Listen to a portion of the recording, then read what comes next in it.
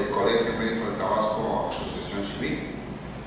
Yo soy su servidor, el presidente del colegio, doctor César Augusto Calderón Valencia. Y en esta ocasión, en esta sede alterna de los que nos presta el Hospital Nuestra Señora de Guadalupe, invitamos a la doctora María Victoria García Vidrios para que nos haga el favor de presentar la plática de guías para el uso clínico de la sangre. La doctora María Victoria García Vidrios es compañera de generación tabasqueña, que hizo su carrera de médico cirujano en la Universidad Juárez Autónoma de Tabasco. Ella luego se diplomó como hematóloga en el Hospital General de la Ciudad de México. Pertenece a la Sociedad Mexicana, a la Asociación Mexicana de Hematología y al Consejo Mexicano de Hematología. Actualmente ella es la jefe del Banco de Sangre del Hospital General de Zona 46 del Instituto Mexicano de Seguro Social. Es hematóloga de los servicios médicos de UJAT y también trabaja en su consultorio particular. Nuestra querida amiga también es autora de libros científicos como las quimioterapias, las medicinas transfuncionales, y además ha participado como autora y como coautora en diferentes artículos científicos médicos. En este momento pues, vamos a dejar a la doctora García Vidrios para que haga su exposición y nosotros posteriormente al término pasaremos a hacer algunas preguntas sobre los temas. Gracias. Buenas noches. Bueno, muy buenas noches. Agradezco a los compañeros del Colegio de Médicos de Tabasco la invitación para que platiquemos acerca de un tema que es muy importante y que nos inmiscuye a muchas áreas médicas. El área del manejo de la sangre pues no es exclusivo de los hematólogos. Esto en cuanto a lo que es el uso terapéutico de este elemento intervienen todas las especialidades básicamente. Muchas ramas de medicina interna, muchas ramas de cirugía, los servicios de urgencias, obstetricia, o sea, en todos estos casos hay momentos en los cuales el uso de los hemoderivados son una parte muy importante para el manejo de estas situaciones de emergencia en los pacientes. La sangre se ha utilizado desde tiempos remotos, desde tiempos inmemoriales, con muchos fines mágicos, religiosos, de cualquier manera. Antiguamente la tomaban, se la jugaban. En el siglo antepasado se empieza ya de alguna manera a tratar de utilizar la sangre ya a manera de curar enfermedades de una manera más científica, digamos, entre comillas. Inicialmente se utiliza sangre de algunos animales que se administra a personas con enfermedades. Posteriormente se utiliza sangre de seres humanos igual. No se conocía inicialmente lo que era el sistema circulatorio y se extraía, se daba a tomar, y es en los años 1800 que Harvey hace una descripción de lo que es un esbozo del sistema circulatorio y empieza ya a tratar de utilizarse de brazo a brazo, como se ve en muchas imágenes antiguas, el transfundir la sangre con cánulas, con diferentes instrumentos, en ese afán de la creencia de que la sangre de alguna manera puede curar a algunos pacientes. Vamos a hablar de algunos conceptos básicos que nos ayuden a entender y a utilizar adecuadamente la sangre, ¿sí? Vamos a hablar inicialmente del eritrocito, ¿sí? El eritrocito no es una célula en sí. Hablamos de las células de la sangre y decimos los glóbulos rojos, las plaquetas y los glóbulos blancos. El eritrocito no es una célula. ¿Por qué? Porque no tiene los elementos de una célula. La célula tiene membranas, citoplasma, núcleo, mitocondrias, diferentes organelas, ¿sí? El eritrocito no tiene núcleo, no tiene mitocondrias, ni ribosomas, ¿sí? Es un corpúsculo que está formado por una membrana que rodea a una solución que contiene proteínas y electrolitos. El contenido del eritrocito, el 95% es la hemoglobina y un 5% son enzimas, ¿sí?, que ayudan a que el eritrocito mantenga su metabolismo aún cuando esté fuera del organismo, cuando está en las bolsas recolectoras de sangre. Entonces decimos, si el eritrocito no tiene muchas cosas, no tiene planeras, no puede sintetizar proteínas, no lleva a cabo muchas reacciones oxidativas, no experimenta mitosis, ¿por qué es tan importante en este asunto de la medicina transfusional? Dos cosas principales, ¿sí? Es que transporta el oxígeno. Si vimos que el 95% de las células de hemoglobina, que es la molécula que transporta básicamente el oxígeno a todo el cuerpo. Y otra cosa muy importante en lo que es medicina transfusional, ahí es donde se descubre el sistema de los grupos sanguíneos. ¿Qué es el sistema de grupos sanguíneos? ¿Sí? Es un sistema de antígenos y anticuerpos. ¿Sí? Los antígenos se encuentran ubicados sobre la membrana de los eritrocitos. La membrana del eritrocito es una capa lipídica con una capa de proteínas intermedia donde se encuentran anclados los antígenos de los grupos sanguíneos.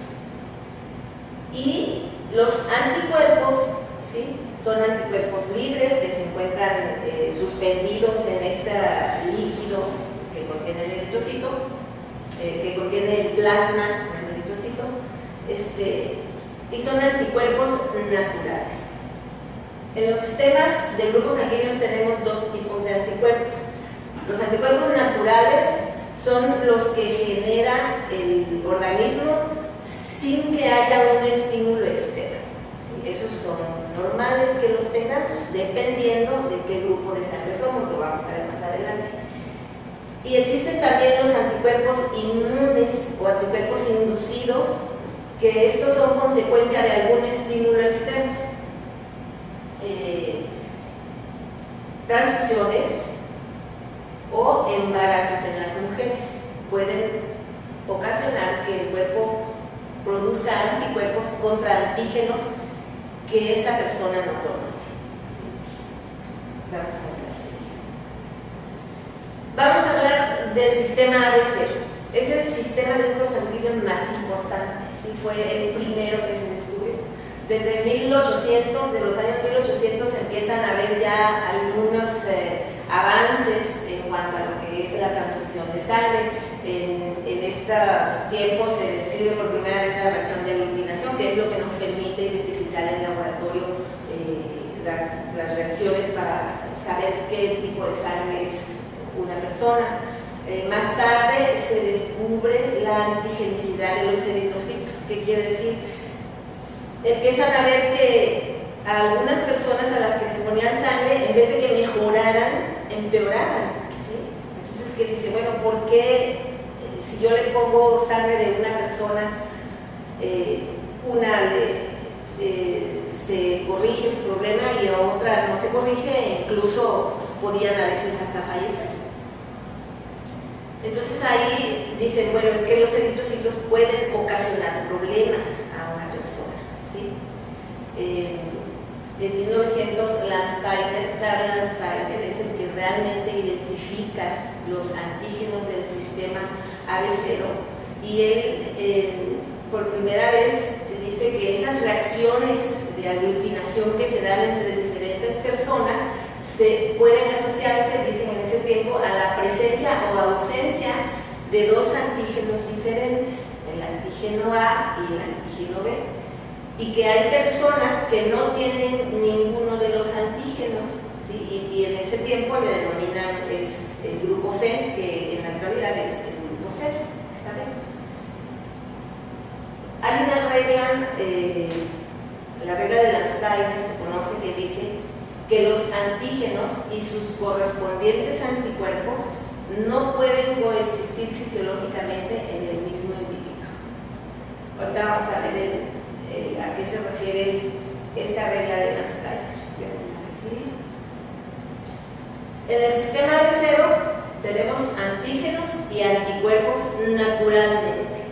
Es el único sistema que tiene antígeno y tiene anticuerpos. Los demás sistemas de antígenos que tiene el eritrocito, no hay anticuerpos naturales, ¿sí? Todos los anticuerpos que pudieran haber por otros sistemas de antígenos son inducidos por transfusión o por embarazos en las mujeres o autoanticuerpos en enfermedades autoinmunes, ¿sí? Los antígenos del sistema AB0 están presentes desde el nacimiento. Desde que nacemos, nuestros eritrocitos ya traen el antígeno que determina qué grupo de sangre somos. Eso se transmite a través de las leyes de Mendel, ¿sí? Los anticuerpos de esos antígenos no están presentes al nacimiento. No nacemos con anticuerpos, ¿sí? No producimos anticuerpos. Nuestro sistema inmune es inmaduro, entonces no producimos anticuerpos. Los anticuerpos que pueden haber en un recién nacido son anticuerpos de la madre, que la madre le transmite a través de la barrera placentaria. Entonces, el sistema AB0 es el más importante en cuanto a medicina transfusional, ¿sí? Tan es así que es la base para el momento en que nosotros vamos a elegir qué unidad, qué tipo de sangre yo le voy a poner a un paciente, dependiendo del grupo de sangre que es. Decíamos que cuando uno nace no tenemos anticuerpos, ¿sí? Y a través de los primeros meses de vida, cuando el recién nacido se va exponiendo a diferentes estímulos, se va exponiendo a las bacterias, el intestino empieza a adquirir bacterias, ¿sí?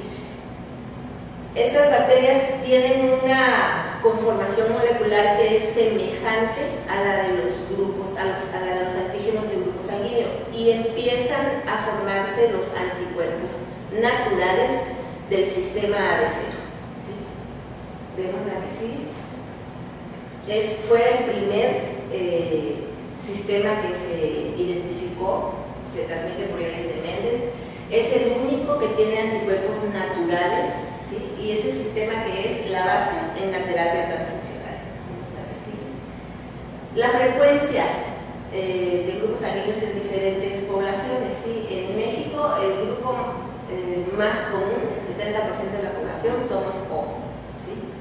Somos de O. El siguiente que sigue en menor frecuencia es el tipo A, después es el tipo B y después es el AB, ¿sí? En la raza blanca más o menos hay ahí una cierta paridad, y vemos cómo es diferente en las diferentes razas, ¿sí? En México nosotros en la mayoría somos O. Vemos la que sigue. Y vamos a ver aquí lo del antígeno sobre el eritrocito y sus anticuerpos naturales, ¿sí?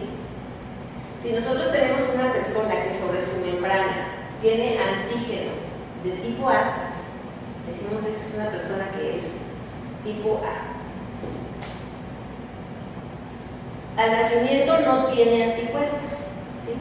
Entonces, conforme se va exponiendo a diferentes estímulos y conforme va pasando los meses, empieza a madurar el sistema inmune, empieza a producir anticuerpos sobre el antígeno que no está en su membrana, ¿sí? No puede producir anticuerpos anti-A porque destruiría sus eritrocitos. Entonces empieza a producir anticuerpos, ¿sí? Contra el antígeno que no está en su membrana. ¿Y cuál es ese antígeno? Son bacterias intestinales, ¿sí? Que tienen una conformación muy semejante al antígeno A, al antígeno B. En este caso, las personas que son de tipo A van a producir anticuerpos anti-B, ¿sí? En su plasma tienen anti-B naturalmente. Ese es un anticuerpo natural, ¿sí? Las personas que sobre su membrana tienen el antígeno B van a producir anticuerpos anti-A, ¿sí? Que no está sobre su membrana, y esos anticuerpos circulan naturalmente en el plasma y no ocasionan ningún problema, ¿sí? Son producto fruto de esa sensibilización que se va adquiriendo, y son los anticuerpos naturales para los pacientes de tipo B. Los pacientes que tienen antígeno A y antígeno B sobre su membrana, pues no van a producir ningún anticuerpo, ¿sí? Y los de tipo 0 o tipo O, ¿sí? Lo correcto es tipo 0, no tienen ningún antígeno sobre su membrana y por lo tanto tienen anti-A y anti-B circulando en su suero. Esto es en el sistema ABC. Entonces, cuando en el laboratorio se van a identificar los grupos sanguíneos, ¿sí? El químico agarra la muestra que le llevamos, agarra una suspensión de eritrocitos y utiliza los reactivos que utilizan para identificar el grupo. Son antisueros monoclonales comerciales que se fabrican a partir de muchos donadores, ¿no? Hay las personas que son del grupo A, en los bancos donde el plasma se aprovecha para uso industrial, se hacen los antisueros, se vuelven reactivos para que se hagan las identificaciones de tipo sanguíneo en las personas. Entonces, esta es la base de la selección de sangre para una transfusión, ¿sí? El saber que dependiendo del tipo de sangre que es uno, nosotros debemos de saber qué antígeno tiene y qué anticuerpo tiene o no tiene, ¿sí? El que no tiene antígenos tiene anti-A y anti-B. El que es A tiene anti-B. El que es B tiene anti-A. Y el que es AB no tiene anticuerpos, ¿sí? Eso es básico para decir, pues es AB y no hay AB, ¿qué le pongo? ¿Sí? Entonces ahorita vemos cómo se selecciona la sangre. Otro sistema que es muy importante en terapia transfusional es el sistema RH. ¿Sí? El sistema RH en la actualidad se han identificado más de 40 sitios antigénicos diferentes, pero los más importantes por su significado clínico son estos: D mayúscula, C mayúscula, E mayúscula, C pequeña, E. Ese es un fenotipo regular de RH que se maneja en los bancos de sangre para seleccionar sangre compatible, ¿sí? El antígeno D, de estos 5 que son los más importantes, pero hay muchos más, el antígeno D es el que nos determina si una persona es RH positivo o RH negativo, ¿sí? Su ausencia o presencia dice si tiene D mayúscula es RH positivo y si no lo tiene es RH positivo. En el laboratorio también se identifican por aglutinación y todo esto. Este grupo de antígenos del sistema RH, ¿sí? El anti-D en particular es de los que tienen más poder inmunogénico, es de los que tienen más fuerza para sensibilizar a una persona cuando se le administra glóbulos que sean de este tipo, ya sea por embarazo en las mujeres o por transfusiones, ¿sí? Y este sistema no tiene anticuerpos naturales, ¿sí? No hay anti-D natural, ¿sí? No hay anti-C natural, no hay anti-D natural, no. Siempre que nosotros encontremos anticuerpos contra cualquiera de estos antígenos, son inducidos por transfusión o embarazo o es una enfermedad autoinmune, ¿sí? Anticuerpos contra cualquiera de esos antígenos, ¿sí? Ahí no tenemos anticuerpos naturales. Y es importante porque al tener un poder inmunogénico grande, pues son responsables de problemas transfusionales serios, de reacciones transfusionales hemolíticas y de anemia hemolítica autoinmune. De las anemias hemolíticas autoinmunes que uno diagnostica, el 80% son por antígenos del sistema RH. Vemos la que sigue. Y aquí aparecen otros sistemas que son los que tienen mayor importancia en cuanto a terapia transfusional. ¿Sí? En primer lugar, el AD0 y el RH. Los antígenos de estos sistemas ya los platicamos, AD0, ¿sí?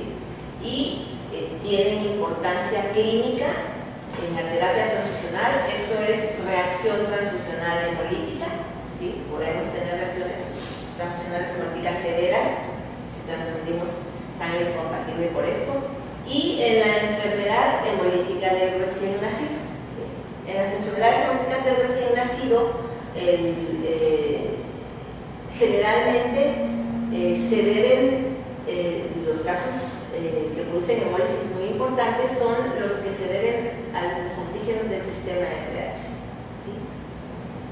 Y después tenemos otros sistemas de antígenos que también tienen importancia en la terapia transfusional, pero de menor intensidad, ¿sí? Son otros sistemas, MNS, LEMS, Pelutera, todo esto, ¿sí? Vemos la que sigue. De la última clasificación de sistemas de grupos sanguíneos por la Sociedad Internacional de Transfusión Sanguínea, nos describían 33 sistemas de antígenos, ¿sí? Lo que da como unos 400 antígenos sobre la superficie del eritrocito, ¿sí? Que pueden en algún momento ocasionar problemas. Los que vimos en la lámina anterior son los principales, los que con mayor frecuencia ocasionan problemas transfusionales, ¿sí? Todo este otro grupo de antígenos que vemos, que son muchos, muchos no tienen tanta importancia clínica y se utilizan más para ciertos problemas de histocompatibilidad, para ver paternidad, ¿sí? Problemas legales, ¿sí? No teniendo tanta problema con la terapia transfusional, ¿sí? Vemos la que sigue.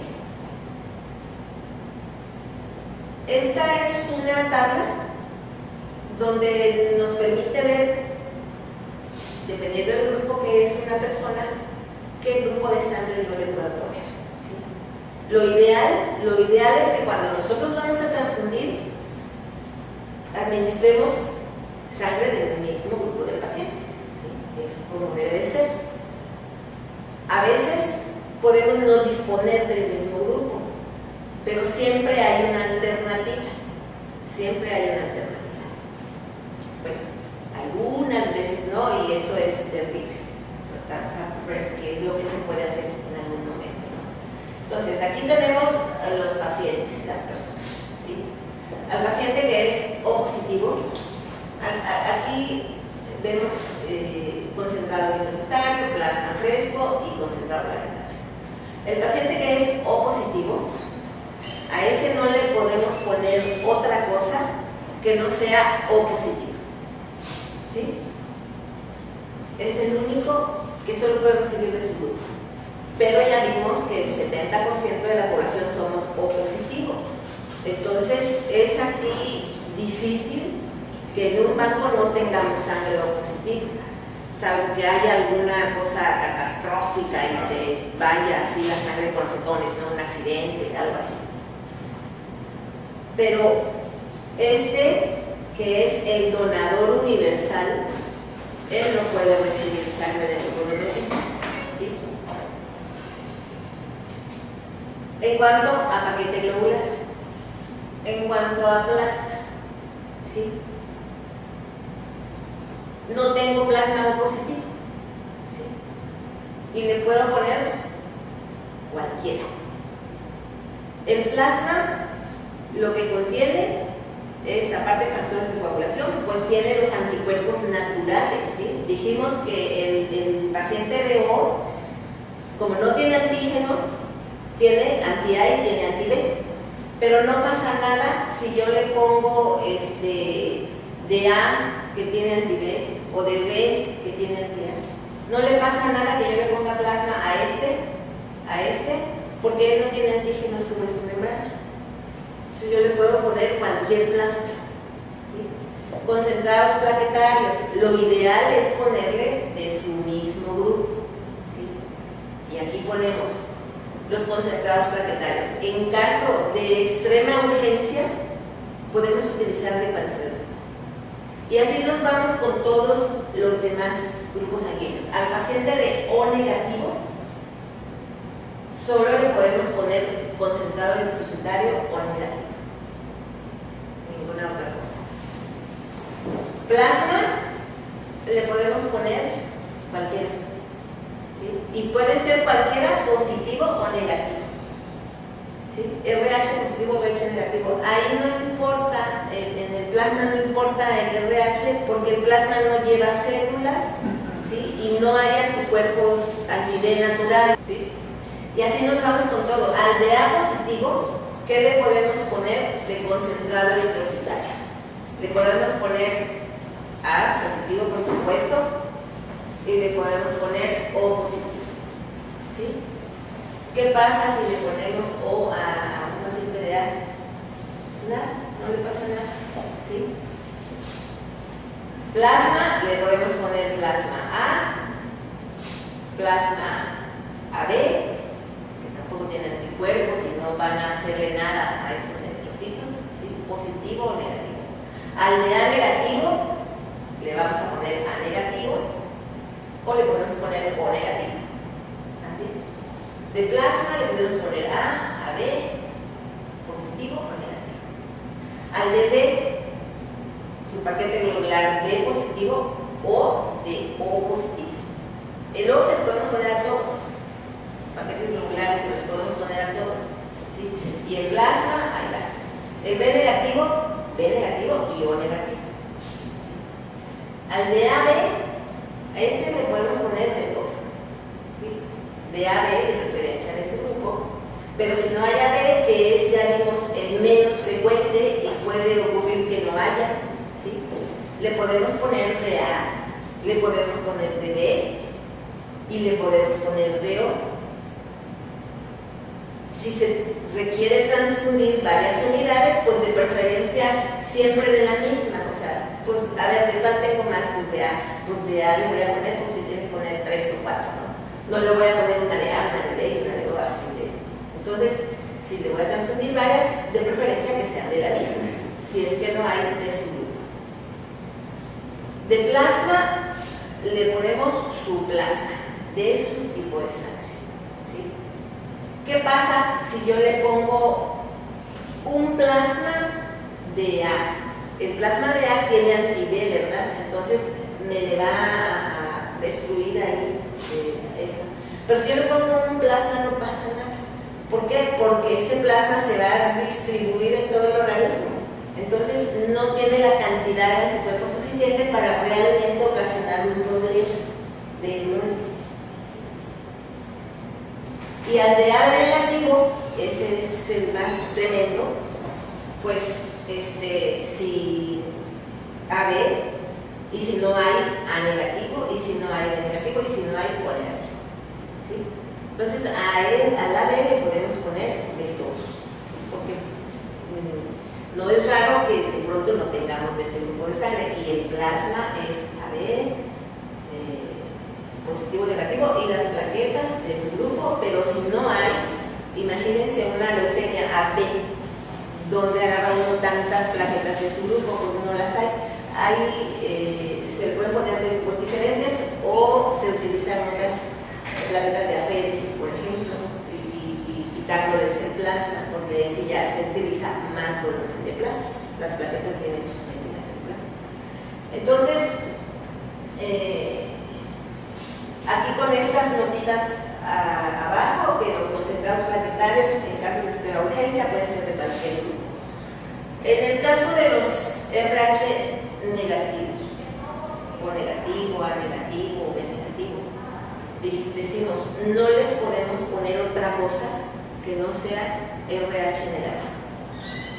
Así es como debe ser, pero hay situaciones de vida o muerte en las que dices, bueno, se va a morir si no le pongo algo.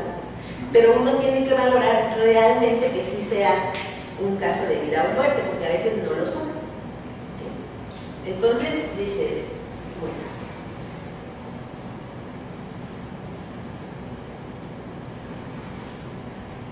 ¿qué pasa si yo le pongo una sangre RH positivo a una persona RH negativo? ¿Sí? Voy a inducir la formación de anticuerpos, pero no los va a formar inmediatamente. ¿Sí? Esa es una respuesta inmunológica primaria. Primero le pongo RH positivo a un RH negativo. Esa persona no tiene el antígeno D y yo le voy a poner antígeno D. Entonces, en ese momento va a empezar, se estimula y va a empezar a producir su respuesta primaria, que tarda de 2 a 3 semanas. Va a empezar a producir anticuerpos. Entonces, esa transfusión que yo le puse en ese momento no va a ocasionarnos problemas. Pero la persona ya queda sensibilizada, ya produjo anticuerpos anti-D. Si posteriormente vuelve a ocurrir esto, y ese anticuerpo que se forma es una memoria que ahí está, no ocasiona ningún problema. Pero si posteriormente se vuelve a sensibilizar, o sea, le vuelvo a poner otra unidad de sangre negativo, ahí sí ya vamos a tener problemas. ¿Por qué? Porque ya tiene anticuerpos. En la primera no tuvo problemas porque no tenía, apenas los iba a hacer. ¿Sí? Le pone positiva. Sí, le pongo positiva. Nuevamente. Y en el caso de las mujeres, ¿sí? Es con el embarazo. Si esa persona ya tiene anticuerpos anti-D y se embaraza y su bebé es RH positivo, le va a ir muy mal a ese bebé. ¿Sí? Es lo que ocurre en la enfermedad vertical recién nacido. Cuando una mujer es RH negativo y su esposo es RH positivo y el bebé es RH positivo, la mamá produce anticuerpos contra los eritrocitos del bebé, pero en la primera vez no tienen mayor problema, se nacen y se controlan, ¿sí? Fácilmente, digamos, entre comillas. Pero en un segundo embarazo, por eso después de que nacen les ponen su vacuna anti-D, su Rogan y todo, para bloquear ese anticuerpo que ya formó la mamá. Si no se hace eso, un segundo embarazo, a los bebés les da muy mal. ¿Por qué? Porque ya la mamá ya tiene el anticuerpo. Y si su siguiente embarazo el bebé es O positivo también, les va muy mal. ¿Sí?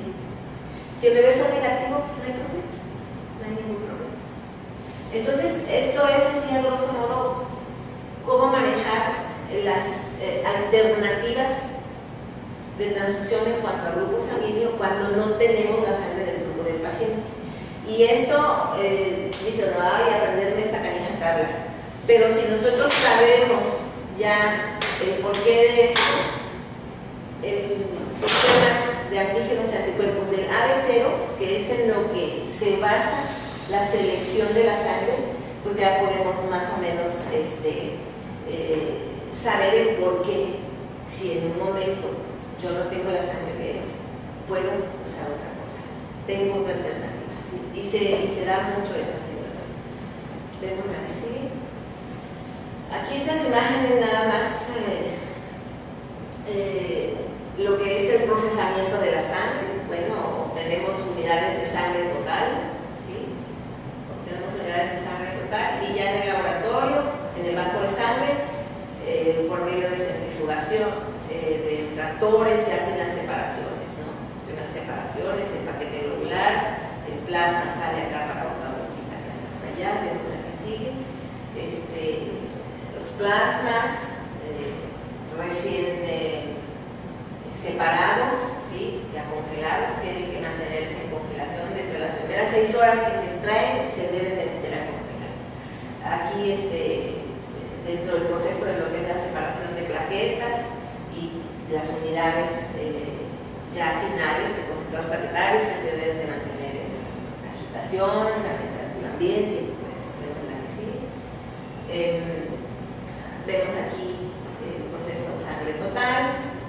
Se obtienen 3 productos: concentrado eritrocitario, concentrado plaquetario y plasma fresco congelado. Es lo que en todos los bancos se encuentra, ¿sí? Vemos la que sigue. Hay guías. En la actualidad hay mucha literatura en cuanto a las guías de uso de la sangre, ¿sí? Guías en general y guías específicas de ciertas situaciones, ¿no? Hay guías de transfusión para adultos, hay guías de transfusión para niños, hay guías para los casos de urgencias. Vemos la que sigue, los casos de transfusiones masivas, guías para el uso de plasma crioprecipitados. Ya realmente no se fabrican en ningún banco porque ya están los factores liofilizados, ¿no? El factor 8 del crioprecipitado era para los hemofílicos, factor 8, factor fibrinógeno, fibrinógeno también, pero como ya hay comercialmente estos factores, pues ya no se fabrican en ningún lado. Transfusión en neonatos, en niñitos, transfusión en pacientes oncológicos, hemato, neoplasias malignas en el paciente con cáncer, las recomendaciones que se dan de transfusión en cada uno de esos casos. En el quirófano, la transfusión masiva y la coagulopatía que se desencadena durante el manejo, ¿sí? Vemos la que sigue. Las guías para la transfusión de plaquetas, para la transfusión de glóbulos rojos, ¿sí? Vemos otras. Igual hay muchísimas publicaciones de organismos que se dedican a realizar pues estas guías de manejo de componentes. Y en México nosotros tenemos prácticamente un consenso, un compendio de todas esas guías que son de 2007, pero prácticamente es lo mismo que venimos haciendo, ¿sí? Son las guías de uso clínico que las publica la Secretaría de Salud, básicamente con el Centro Nacional de Transfusión Sanguínea y diferentes organismos, Armada de México, Secretaría de Salud, la Agrupación Mexicana de Medicina Transfusional y la Agrupación Mexicana para el Estudio de la Hematología. Se dedican a hacer esta guía. Se puede bajar en internet y ahí viene todo lo que es la terapia transfusional, la aplicación clínica de cada uno de los componentes, ¿no? La que sigue.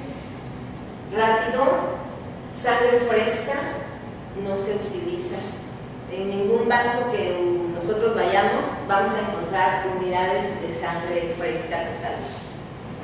Todavía alguien pide sangre fresca, ¿sí? A veces para exsanguinotransfusiones o a veces para pacientes que sangran mucho dicen, no, yo quiero sangre fresca total. No la hay. Toda la sangre que se obtiene en los bancos, toda se fracciona. ¿En qué casos nosotros necesitaríamos una sangre total? Vamos así decirlo. La única situación en que se requiere una sangre completa, digamos, es para hacer exsanguinotransfusiones en los niños con incompatibilidad de grupo, que tienen hiperbilirubinemia con incompatibilidad de grupo, ¿sí? Y es donde se requiere una sangre completa para hacerles el recambio, se les recambia la sangre a estos pequeñitos. Entonces dices, bueno, si no hay sangre total en los bancos, ¿cómo le hacemos? Se reconstituye. Cuando son por incompatibilidades del grupo sanguíneo, se determina, bueno, qué grupo es el niño, qué grupo es la mamá, qué tipo de sangre es la que le toca. Pues que le toca un paquete globular de O positivo con un plasma AB positivo. Y se reconstituye, se incorpora nuevamente, se mezcla y con este producto final se hace la exsanguinotransfusión, se les hace el recambio plasmático a los chicos. Pero sangre total ya no se usa, ¿sí? ¿Por qué? Porque los componentes de la sangre no se conservan todos de la misma manera. El glóbulo rojo necesita cierta temperatura, el plasma, los factores de coagulación necesitan otra temperatura y las plaquetas otra temperatura. Entonces, en una sangre, si yo lo dejo la bolsa como sangre total, pierdo factores de coagulación y pierdo plaquetas. Lo único que nos sirve son los eritrocitos. Entonces, por eso es que la sangre se fracciona en sus diferentes componentes para utilizarlos de forma individual. Si yo necesito plaquetas, pues agarro concentrados plaquetarios. Si necesito factores de coagulación, agarro plasma. Y si necesito eritrocitos, agarro concentrado eritrocitario. Y así se optimiza el uso de todos los productos. Vemos la que sigue. Aquí esta tabla es las alternativas de la hexaguinotransfusión, que esto ya es un poco más tardado decir que si el niño es de tal grupo y la mamá de tal grupo hay que seleccionar estas cosas. Esto es ya en los casos de problemas de incompatibilidad de grupos sanguíneos, ¿sí? En el concentrado eritrocitario, aquí esto se pierde de la primera separación de la sangre total, la primera centrifugación. Yo tengo paquete globular y plasma, un plasma rico en plaquetas, ¿sí? ¿Para qué sirve el paquete globular? Los eritrocitos dijimos para transportar oxígeno, esa es su única función, no para que obtengamos cifras de hemoglobina. Si mi paciente tiene anemia y me tolera y esa anemia la puedo corregir de otra manera que nuestra transfusión, esperamos, no es necesario transfundir, ¿sí? Entonces, el concentrado eritrocitario es para mejorar el estado de hipoxia en un paciente, ¿sí? Si el paciente tiene una mujer con metrorragias, hipermetrorragias y me llega con 6 de hemoglobina, pero llega tan tranquila caminando y pues vengo porque tengo 6 de hemoglobina, ¿sí? No se tiene que transfundir, se corrige el problema que tiene de sangrado disfuncional, le damos hierro. O sea, la transfusión está indicada solamente cuando no hay otra manera de corregir la deficiencia, ¿sí? Si tenemos una púrpura trombocitópenia autoinmune, le damos tratamiento con esteroide. No necesitamos ponerle concentrados plaquetarios a menos que esté sangrando, ¿sí? Ok, vamos a seguir con el concentrado eritrocitario. Aquí esta tabla muy grande son las diferentes formas de concentrado eritrocitario que hay, ¿sí? Y aquí nos mencionan también los tiempos de duración, el volumen, y esto depende del tipo de anticoagulante que se use. Generalmente ahorita la mayoría de los bancos utilizan CPD con manitol, que son los que tienen el mayor tiempo de vigencia, 42 días. Ahorita una unidad de paquete globular se conserva durante 42 días y tiene las condiciones óptimas en cuanto a recuperar la cifra de hemoglobina como si fuera una unidad de primero o segundo día de laboral. Obvio que hay cambios, la célula dentro de la bolsa sigue el metabolismo, ¿sí? Entonces, por eso se tiene que conservar bajo ciertas condiciones para que esas células que están ahí, que están vivas, puedan cumplir con su función cuando se administren a una persona, ¿sí? Vemos la que sigue. ¿Sí? En cuanto a las dosis de administración y todo esto depende de los diagnósticos del paciente, de las condiciones del paciente, si está estable, si está descompensado, si está sangrando. Ahí ya depende en particular, en cada caso en particular, ¿sí? En los niños se calcula de 10 a 15 mililitros por kilo de peso, un adulto igual, y nosotros sabemos que una unidad de paquete globular nos va a elevar la cifra de hemoglobina en 1,5 gramos aproximadamente, o en 3% de hemoglobina. Entonces, si es una persona que requiere que se transfunda porque se va a operar o porque tiene manifestaciones de hipoxia, entonces digo, le voy a pasar 2 unidades de paquete globular, con eso sé que estoy subiendo 3 gramos de hemoglobina, ¿sí? si es que no está sangrando, si no tiene otros factores que hagan que disminuyan la efectividad de esa unidad, como son infecciones graves, fiebre, desequilibrio electrolítico. Todo eso puede hacer que disminuya de alguna manera la efectividad de las unidades que estamos administrando. Vemos la que sigue. Son recomendaciones en cuanto a transfusión, que a veces hay mucha controversia así entre el personal de enfermería, sobre todo, ¿no? Puedo poner medicamentos, le puedo poner solución para que no esté tan espeso, le puedo apretar con un baumo para que pase rápido, muchas cositas así que siempre es bueno que se platique con el personal, porque hay muchas situaciones, muchas creencias, ¿sí? Y hay cosas que no están hechas tan adecuadamente. Vemos la que sigue.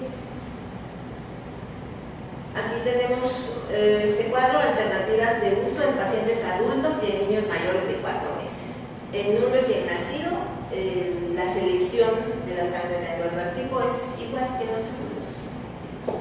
Entonces, tenemos pacientes O positivo, el concentrado es O positivo. Si es A positivo, A positivo o O positivo, ¿sí? Lo que habíamos platicado ya en la tabla anterior, cómo seleccionamos el tipo sanguíneo. Aquí en el recién nacido es igual, en base a nuestro sistema de antígenos y anticuerpos. Sabemos qué es lo que vamos a seleccionar para transfundir a un paciente. Vemos la que sigue. Aquí en este cuadrito se maneja los casos en que hay hemorragia aguda y en qué momento es necesario que el paciente se empiece a transfundir, ¿sí? Generalmente cuando llega un paciente con un sangrado, ¿sí? Dependiendo del volumen, inicialmente hay 4 etapas o clases, ¿sí? Y aquí tenemos, dependiendo del volumen que se vaya perdiendo, las manifestaciones que se van presentando, ¿sí? En qué momento vamos a utilizar solamente soluciones cristaloides, en qué momento vamos a empezar a transfundir hemoderivados, ¿sí? Vigilar el urinario y signos clínicos, ¿sí? Que nos ayudan a ver la gravedad del paciente dependiendo del volumen sanguíneo que se vaya perdiendo, ¿sí? Me gana señalador. Bueno, dentro de las diferentes, en el cuadro donde veíamos que habían diferentes tipos de concentrados eritrocitarios, hay dos variantes que a veces llegan a pedir, ¿sí? Los concentrados eritrocitarios lavados. ¿Qué es esto? El lavar un concentrado eritrocitario es para quitarles el plasma en el que están suspendidos y se sustituye por solución salina. La solución salina es la única solución con la que son compatibles los eritrocitos, que eso nunca debe ocurrir, nunca debemos de ponerle soluciones a las unidades de sangre. ¿Y para qué ocurre esto? ¿Para qué piden este tipo de productos? Cuando los pacientes tienen reacciones transfusionales, reacciones que pueden ser alérgicas, reacciones febriles, y este tipo de reacciones son ocasionadas por las proteínas del plasma, por el mismo anticoagulante y soluciones aditivas que tienen. Muchas gracias. Esto puede ocasionar reacción en los pacientes y para eliminar leucocitos también. Sí, a veces pueden quedar algunos leucocitos en el plasma y eso puede ocasionar reacciones. Entonces, anteriormente se pedía que se lavaran los paquetes globulares con solución salina y bueno, esto hacía que ya no hubiera más elementos que ocasionaran reacción en los pacientes. Actualmente los sistemas de bolsas que traen ya soluciones separadoras, un sistema que se llama OptiSystem que permite captar trocitos que pudiera pasar al concentrador eritrocitario y disminuyen hasta en un 99% las reacciones transfusionales no hemolíticas.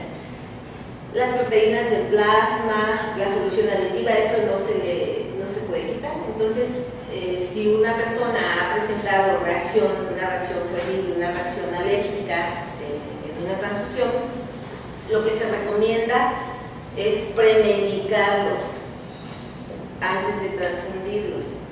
¿Por qué? Porque el lavar los productos hace que haya mucho riesgo de que se contaminen, meter solución, centrifugar, volver a extraer la solución. Esto hace que se puedan contaminar, ¿sí? Los concentrados eritrocitarios radiados, estos se utilizan en muchos centros donde se manejan pacientes con cáncer, pacientes que se van a trasplantar en los recién nacidos, ¿sí? Porque los leucocitos o linfocitos que pueden quedar en los paquetes pueden ocasionar reacción de injerto contra huésped. Entonces, en cierto grupo de personas, en los recién naciditos, por ejemplo, pueden ocasionar una fuga de injerto contra huésped. En los pacientes con trasplante que están severamente inmunocomprometidos también. Entonces, se utilizan productos radiados. Vemos la que sigue. Los concentrados plaquetarios, ¿sí? Estos se obtienen de la separación del plasma rico en plaquetas, se vuelve a centrifugar y de ahí se extrae lo que es el botón plaquetario. Esto es cuando se obtienen concentrados plaquetarios de sangre total. Hay dos maneras de obtener plaquetas: una de una separación normal de un paquete globular, ¿sí? Y la otra por medio de aféresis, que son equipos automatizados que nos permiten extraer un solo componente de sangre de un paciente, ¿sí? Podemos obtener puros eritrocitos o podemos obtener puras plaquetas, o se pueden extraer el plasma. Ya estos son procedimientos terapéuticos, por ejemplo, pacientes con Guillain-Barré, pacientes con púrpura toxicopénica trombótica, en los que hay que hacer recambios plasmáticos, es a través de las máquinas de aféresis. Los concentrados plaquetarios, nosotros vamos a tener una elevación de entre 5 y 6,000 plaquetas por unidad de concentrado plaquetario obtenido de sangre total, ¿sí? De las bolsitas individuales. Con cada concentrado plaquetario yo espero que suban entre 5 y 6,000, hasta 7,000 plaquetas por mililitro. Depende mucho de la cosecha de esa unidad de sangre, ¿no? De cuántas plaquetas tenía el donador inicial, ¿no?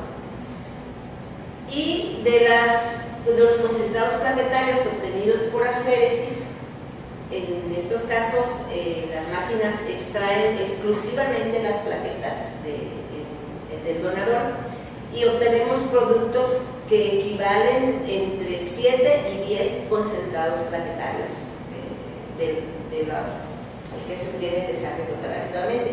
Entonces, idealmente, para el manejo de pacientes que requieren muchas plaquetas, pues lo ideal sería que pudiéramos tener siempre productos de aféresis, porque es exponer menos a los pacientes. Si un paciente necesita que se le pongan 6 concentrados plaquetarios, son 6 donadores diferentes, son 6 estímulos diferentes. Pero si yo tengo un donador de aféresis, vamos a obtener el equivalente entre 6 y 10 concentrados plaquetarios de una sola persona, ¿sí? Entonces ya mi cantidad de antígenos que le voy a transfundir a introducir ya es mucho menor. Y un donador de aféresis puede donar cada semana o cada 10 días, ¿sí? Es el tiempo en que recupera uno la cuenta plaquetaria normal. Entonces, idealmente, esta sería la mejor manera de administrar concentrados plaquetarios. Vemos la que sigue. La transfusión de plaquetas puede ser profiláctica, para prevenir que un paciente con plaquetas muy bajas sangre, ¿sí? O terapéutica, en los casos en que mi paciente tiene trombocitopenia y está sangrando, ¿sí? La dosis estándar de plaquetas es 10 a 20 mililitros por kilo de peso en niños. En el adulto se calculan 1 por cada 10 kilos de peso o 4 unidades por metro cuadrado de superficie corporal. Entonces, en cuanto a la indicación, en cuanto a la dosis de que vamos a incrementar. ¿Vemos? Y una guía general para transfusión de plaquetas en cuanto a procedimientos quirúrgicos. Los pacientes que van a ser sometidos a cirugía cerebral, cirugía oftalmológica, se recomienda que tengan por lo menos 100.000 plaquetas. Pacientes a los que se les va a instalar un catéter o se va a retirar, a veces al retirar catéteres podemos ocasionar hematomas. Se recomienda que tengan entre 50 y 80. ¿Sí?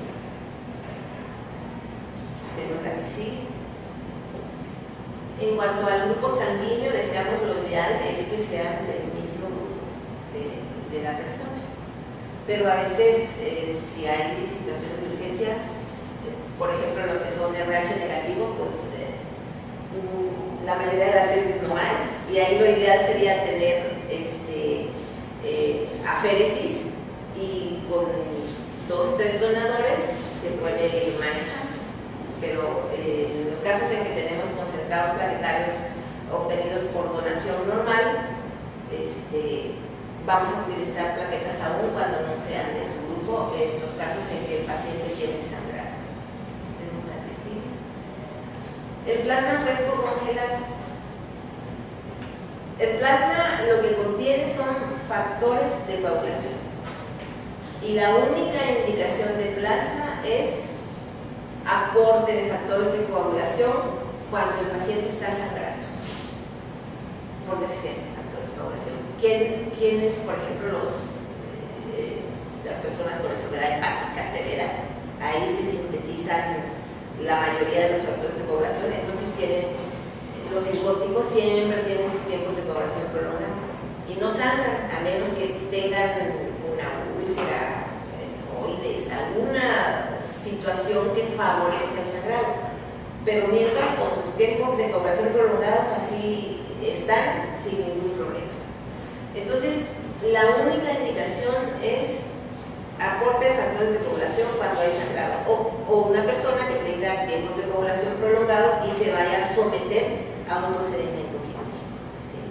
No para volumen, no para darle albúmina, no para darle proteínas, o sea, para nada. Para nada más está indicado más que para corregir sangrado por deficiencia de factores de coagulación. Vemos la que sigue. Aquí tenemos en esta tablita los factores de coagulación, la vida media. Cada mililitro de plasma nos aporta 1% de factor de coagulación. Vemos la que sigue. ¿Cómo se conservan? Congelados. ¿Sí?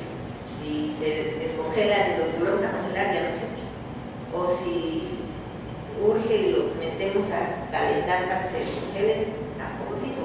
Porque son factores, los factores de coagulación son proteínas muy lábiles que se descomponen con los cambios de temperatura y ya no funcionan, le estamos pasando líquido nada más. En cuanto al grupo sanguíneo, comentábamos ya también, dependiendo del grupo que sea el paciente, qué grupo de sangre le podemos pasar. Y aquí esta tablita es una tablita que nos habla de lo que es el índice de coagulación, que sirve para orientar cuando tenemos un paciente que tiene tiempos de coagulación prolongados y va a someterse a cirugía. Muchas veces dicen, no, pues que se transfunda para corregir el tiempo de coagulación y después lo metemos al quirófano. Si es un paciente que tiene enfermedad hepática y tiene tiempos prolongados, no los vamos a corregir. Si se requiere vamos a administrarlos inmediatamente antes, porque a veces están 2 o 3 días antes transfundiéndose, para corregir del tiempo de coagulación, y el tiempo de coagulación no se va a corregir. ¿Sí? El paciente no va a sangrar. ¿Por qué? Porque cuando se esté en el procedimiento, en ese momento le vamos a poner factores de coagulación para que actúen en ese momento. Los que pusimos ayer ya fueron eliminados. ¿Sí? Por eso cuando nosotros vamos a hacer un procedimiento, una cirugía en un paciente que requiere plaquetas, que requiere plasma, o sea, es en el momento que se lo tenemos que poner. ¿Sí? No vamos a poner plaquetas 3-4 días antes, porque en el momento en que yo las ponga, el cuerpo las utiliza, no sube. O sea, las voy a poner cuando las voy a utilizar, porque en ese momento van a actuar. ¿Sí? No se van a corregir. Si es un ejemplo, una persona que va a entrar a una histerectomía y tiene 50,000 plaquetas por X causa, ¿sí? No, pues vamos a ponerle 3-4 días antes plaquetas. No van a subir. Las plaquetas hay que tenerlas en el momento de la cirugía y en lo que está ya el paciente dentro, en lo que se está preparando, haciendo la asepsia y todo, empezar a infundir las plaquetas en ese momento, porque ahí es donde van a actuar, y en el postoperatorio. Lo mismo los plasmas, inmediatamente antes de la cirugía empezamos a poner los plasmas para que los factores de coagulación actúen en ese momento. Vemos la que sigue. Esta es una tablita de conservación nada más, que nos dice cómo debemos de conservar los componentes. Los eritrocitos, refrigeración, unos 6 grados centígrados. Y el tiempo que nos duran depende del anticoagulante que se use. Las bolsas siempre tienen ahí fecha de extracción, fecha de caducidad. No hay pierdes. ¿Sí? Cuánto tiempo se debe de transfundir y la velocidad de infusión. El plasma debe estar congelado. Dura, dependiendo del anticoagulante, unos 12 meses, unos 24 meses. ¿Sí? Si dura 12 meses, si hoy cumple un año ese plasma, sirve igual que si lo hubiera sacado ayer. ¿Sí? Mientras que se haya mantenido estrictamente congelado. Es lo que les decía, si se descongeló y lo volvimos a congelar, ya no sirve. ¿Sí? ¿Cómo lo descongelamos? Lo dejamos que se descongele solo. O a veces hay unas tinitas que tienen como un recambio de agua, sí, pero es agua corriente, no es caliente. Simplemente el agua se fría, la sacan y echan agua a temperatura ambiente y así se descongela más rápido. No podamos. No, porque se desnaturalizan los factores y ya no son de utilidad. Las radioféresis y las plaquetas, esas se mantienen a temperatura ambiente, pero de un ambiente de 22 grados, no a 38, ¿sí? Ambiente más pequeño. Entonces, y en agitación, y cuando se van a administrar, esas se pasan una tras de otra, a chorro decimos, ¿sí? Dependiendo de las unidades que vayamos a transformar. Y nada más, hay principios biológicos en medicina transfusional, consentimiento informado. Normalmente no les hacemos que firmen consentimientos de esto, de cirugías, pero también la transfusión requiere, porque hay reacciones adversas y hay riesgos que se toman con la transfusión, a pesar de que las medidas de seguridad y control de calidad y todo en los bancos son estrictas, ¿sí? Y trata de cumplirse con todo, pues los riesgos están. Entonces, es un consentimiento informado. Vemos la que sigue. El Comité de Medicina Transfusional en los hospitales. Todo hospital que transfunda más de 50 unidades al mes debe tener un comité hospitalario de medicina transfusional. El comité lo que hace es ver que la sangre se utilice adecuadamente. Vemos la que sigue. Y aquí estas últimas que pongo son unos apartados de la norma oficial de uso de componentes hemáticos que se refieren a lo que es el registro de transfusiones. Normalmente, la mayoría de las veces, nada más ponemos en la indicación transfundir un paquete irregular. No se justifica el por qué y después de que se transfundió no registramos que se transfundió. Sí. Hay una hoja de enfermería, donde generalmente las enfermeras son un poquito más cuidadosas en anotar sus actividades y todo, donde registran número de unidad, tipo, signos vitales antes, durante, después, tuvo reacción, quién la indicó, quién la aplicó, todo eso. En el expediente clínico, el médico también tiene que anotar. Le indico plaquetas porque tiene 5,000 plaquetas y tiene fiebre, ¿no? Para prevenir tantas unidades, tantas horas.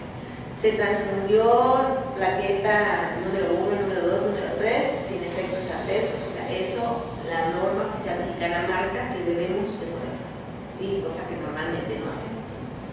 Vemos la que sigue.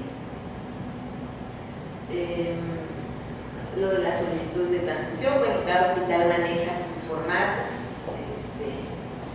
y la norma oficial mexicana donde nos marca una serie de requisitos, sino de a manera de poder ordenar lo que es la transfusión sanguínea. Y bueno, es la última. Ya terminamos aquí con la autotransfusión, que ese es otro capítulo. Ok, pues eso es todo. Agradezco mucho su atención. Gracias. ¿Preguntas? Está actualmente muy bien reglamentada por COFEPRIS. Sí. Y tiene uno que cumplir con todo lo que dice la norma oficial mexicana. Está anotando perfectamente en el expediente clínico de nuestro paciente por qué la indiqué. Sí. ¿Cómo fue durante la transfusión? Antes, durante y después. Y si hubo o no hubo registro.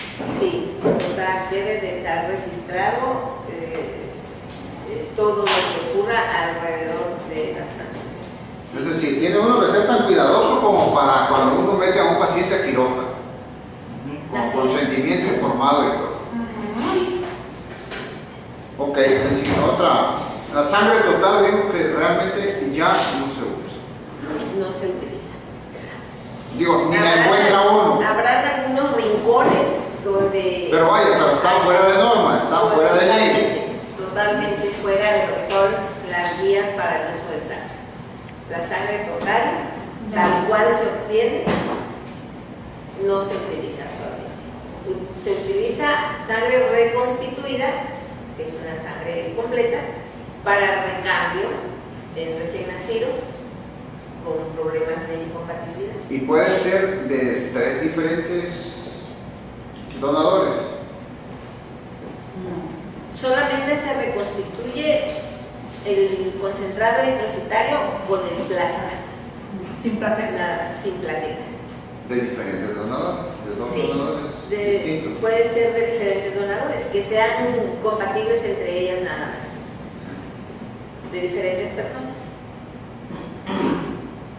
Pero hay, por ejemplo, en lo de la sangre total, que pues es más alto, no queda bien. Lo que hablamos de la multitransfusión, en realidad el manejo de líquido neutrófico volínico finalmente no se ha aterrizado qué es lo mejor. Pero ahorita está muy en boga en relación a la transfusión masiva, la reanimación de componentes. ¿Cómo es eso? Bueno, el artículo que salió, el último se llama 7 es el nuevo 9. No le pusieron. Baja para la indicación para transfusión en un paciente, en aquel paciente que tenga menos de 7 gramos de hemoglobina con datos No, de pero es sangre. diferente la transfusión masiva. La transfusión masiva se presenta generalmente en el paciente con trauma, que te sangra 2 litros en ese momento y hay que reanimarlo. Y como ya es un volumen muy grande en muy poquito tiempo, la recomendación es decir 1-1-1, o sea, un concentrado, un plasma y un plaquete. Entonces, ¿En qué momento? Cuando perdimos cuánto volumen. más del 50%. Cuando ya estamos en Cuando ya una estamos- 4, en una fase Sí. 4 de la que tú pusiste. De hecho, desde una fase 2 ya dice concentrado intracitario. Concentrado intracitario. O sea, porque se supone que en este tiempo ya se está trabajando en el problema, ¿no? La reparación Sí. del problema.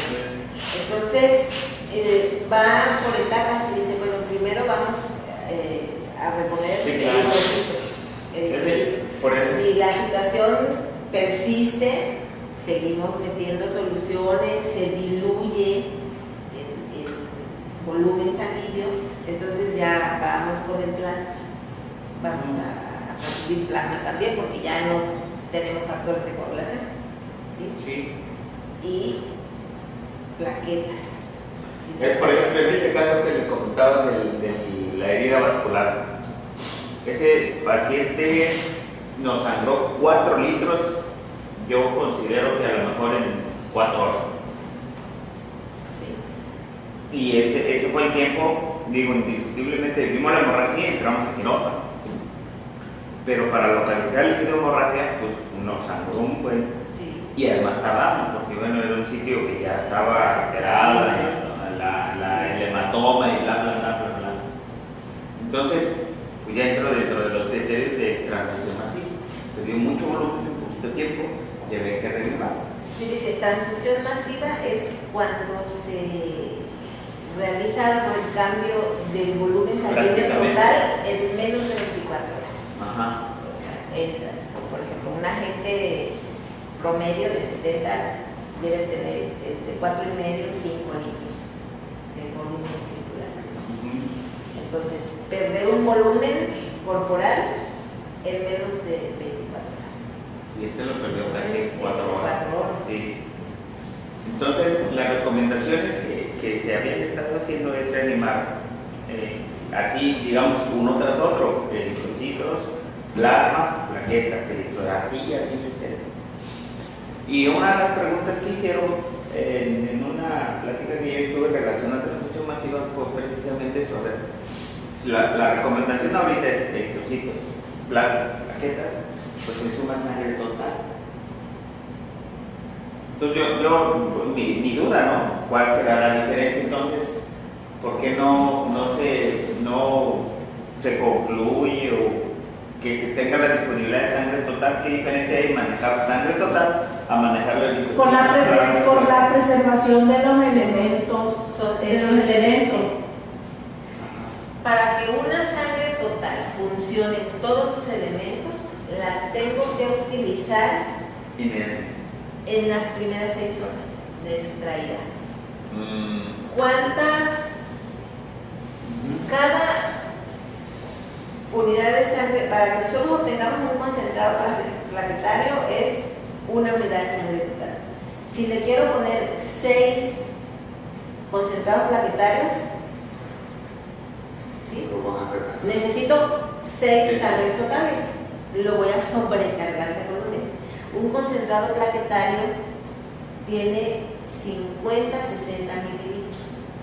Ese es su volumen. Es un concentrado de plaquetitas nada más. El plasma tiene 150 mililitros y el concentrado eritrocitario es de 250. Entonces, si yo no usé esa sangre total antes de 6 horas, ya las plaquetas no van a servir. ¿Por qué? Porque se aglutinan y ya el plasma, los factores de coagulación ya no son funcionales. ¿Sí? Entonces no puede haber sangre total almacenada como tal, porque el eritrocito tiene que estar a una temperatura 6 grados centígrados, entre 2 y 6 grados centígrados. Las plaquetas tienen que estar a 22 y agitándose. Y los factores de coagulación tienen que estar congelados. Menos 23. Por eso no. Sí, yo había escuchado esa pregunta, yo creo que la escuchaba en la Ciudad de México, ¿no? El problema era ese, ¿no? Porque el doctor que hizo una pregunta decía, si le vas a meter sangre o 3 elementos diferentes, de 3 personas diferentes, vas a meter mucho antígeno. También, ¿por qué no le meten de una sola persona? Creo que la respuesta es muy lógica, ¿no? Porque no le vamos a meter porque no va a existir, porque técnica y legalmente no debe existir sangre completa. Además de que, claro, además de que... Pero no fue esa la respuesta. Sí. Bueno, es antiguo. Allá. Allá no sé qué le dijeron al doctor, pero aquí está... Que la recomendación era poner 1, pero nunca escuché que dieran una explicación. Claro, y la doctora se la está... Porque aquí la doctora es hematóloga y se la estamos haciendo directamente. Allá era un compañero cirujano de cercado. Bueno, por ejemplo, ahorita dice, a ver, está sangrando y ya hay que ponerle componentes. ¿Qué me pide ahorita? Si hay, O sea, ¿qué pide para el paciente? Paquete global. O sea, paquete globular. un paquete globular, Claro. un plasma y una plaqueta. ¿Sí? ¿Cómo se lo pasamos? En primer lugar, No, se lo puedes pasar en un chorro, Sí. o sea, lo tienes que tener con Sí. buen acceso y pasárselo tal cual. Generalmente no se recomienda pasar componentes al mismo tiempo, porque si te da reacción algo no sabes que te está dando reacción, pero en una cosa de paciente que ha chocado y te está sangrando y todo este asunto, pues o sea, pásaselo por donde tengas acceso, ¿no?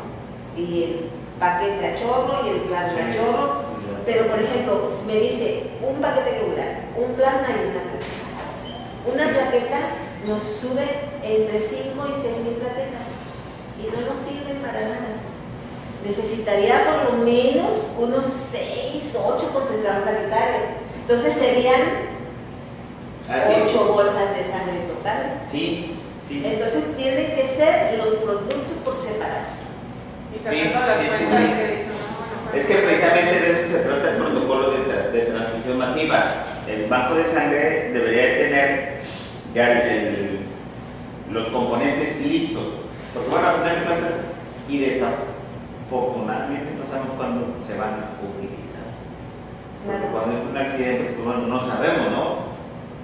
Pero, Pero o sea, tendría que haber siempre en disposición esos concentrados. de 6 a 8, eritrocitos, plasmas, plaquetas, ¿sí? De 6 a 8, porque y es un paquete y otro paquete.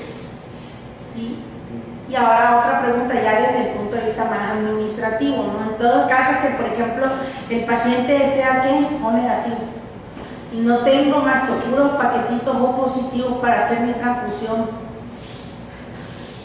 Quiero morir. O sea, porque ha sucedido, ¿no? Y el paciente se va a morir. Y ahí tienen los paquetitos O positivos.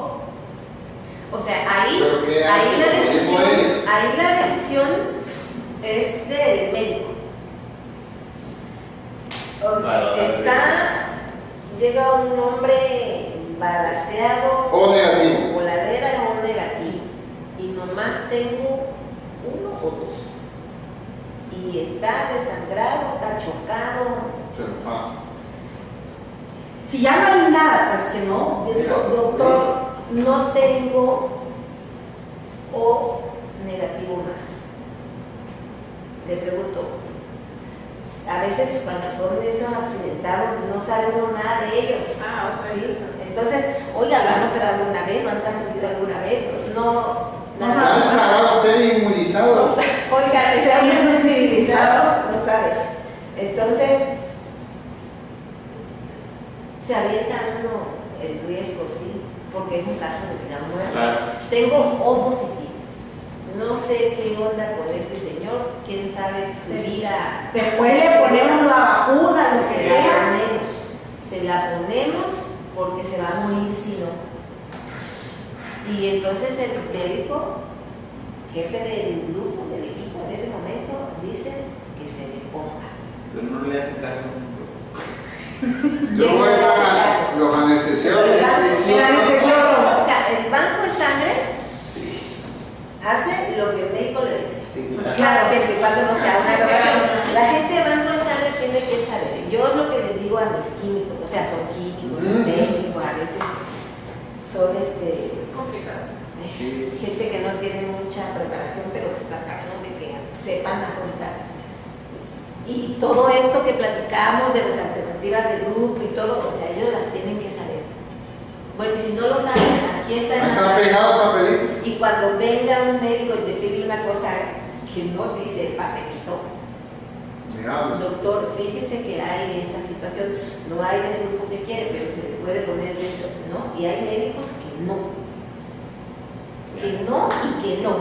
pero precisamente para eso es estas pláticas. Así es. Entonces, sí es pues un poco difícil a veces el consensar cuando no se tiene el conocimiento. Sí, ¿Sí? es más difícil. Porque no, yo he oído que no, o sea, no, positivo a negativo no, y yo he oído que no y no. Pero dice, bueno, ¿qué puede pasar si yo se lo pongo? Si es una mujer, hay que tener un poquito más de reserva, porque bueno, si está ahí desmayada y no te sabe decir si ya tuvo niño y si está sensibilizada o no sabe nada, pero dice, se va a morir. O sea, eso es lo peor que puede pasar. Entonces, obvio que por otro lado pues, se trata de conseguir a ver si hay claro. Es el último recurso. en la Guadalupe, en el ahí, ver si hay en otro lado.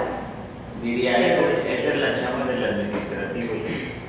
Pero pero en ese momento tiene uno que tomar decisiones. Así es. Y al final de cuentas, dices, o sea, a ver, señores, no tengo, pero pues póngale y échame la bronca a mí, cualquier cosa la bronca del comité de ética y le damos el seguimiento para ponerle su sensibilidad, su vacunita, ¿no? Y vamos. No, pero de todas maneras, aunque digamos que se vaya hasta los juzgados, ¿no? Dirían los jueces, lo que se evalúa es la buena fe, el O sea, actuar de buena no, fe. y Tú además- actuaste por salvar la vida. Y Que eres bien además, mayor. carta de consentimiento importante. Claro. O sea, si hay un familiar. Si hay un Si familiar. es Y no, alguien recogieron en la dos calle. médicos que No, firman la no, indicación. Listo. Si no, dos compañeros pares, Así es. otros que te digan, Sí. sí, adelante. Es justificar la Claro. situación. Y yo creo que ese es el gran problema. La anterior, una que vi por internet, fue lo del expediente clínico y todo el rollo que no anotamos las cosas. No ponemos las cosas en el expediente. Claro que cuando nos vienen a revisar o hay algún caso legal, a ver dónde dice aquí tal o cual cosa, o sea, no, pues aquí está, le puse plaquetas de otro grupo porque estaba sangrando y no habían, y había riesgo de morirse, ¿sí? Porque no faltará alguien que diga, se murió por otra cosa, y dice, ahí es que le pusieron unas plaquetas de su grupo que no era y por eso se murió. O sea, no. Y además eso está justificado. Y además está en las guías y lo dice la norma oficial mexicana. O sea, todo está justificado. Entonces, sí es bueno que esto se ordene un poco más.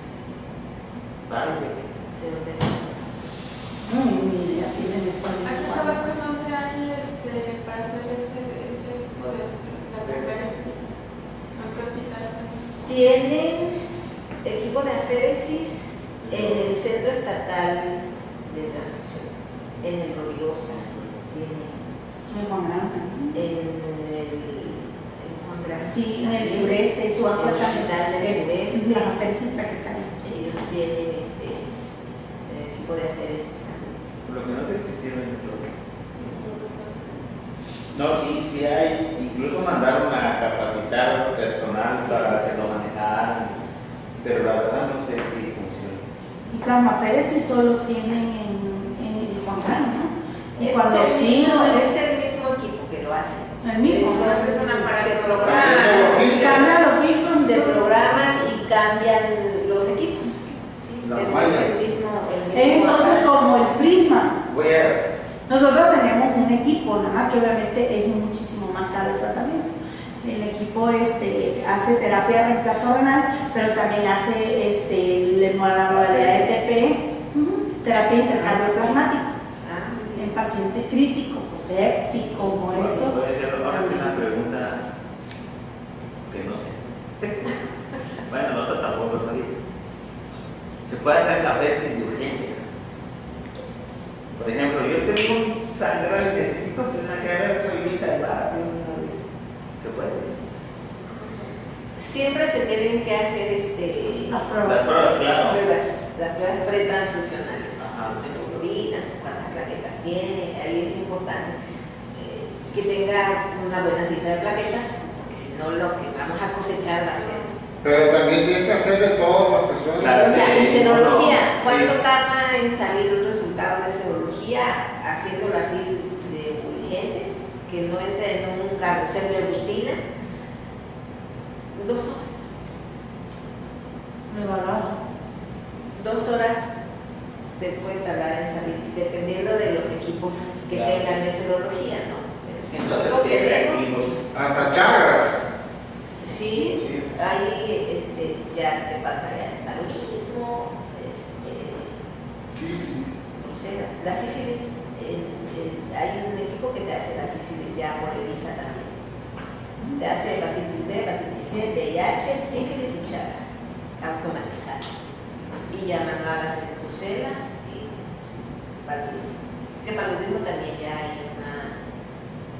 una microelisa. Sí, ya hay. O sea, Entonces, que pues, puede sí puede ser, ser. o sea, si se pudiera plantear como una alternativa. Sí puede ser. El procedimiento tarda hora y media. Pero no lo hay de equipo todavía aquí. Nada más para una sola persona es carísimo. Porque se prorratea con El costo de los insumos. No es lo mismo que hagas una prueba a que lo metas al carrusel de la rutina. Sí, Es más barato.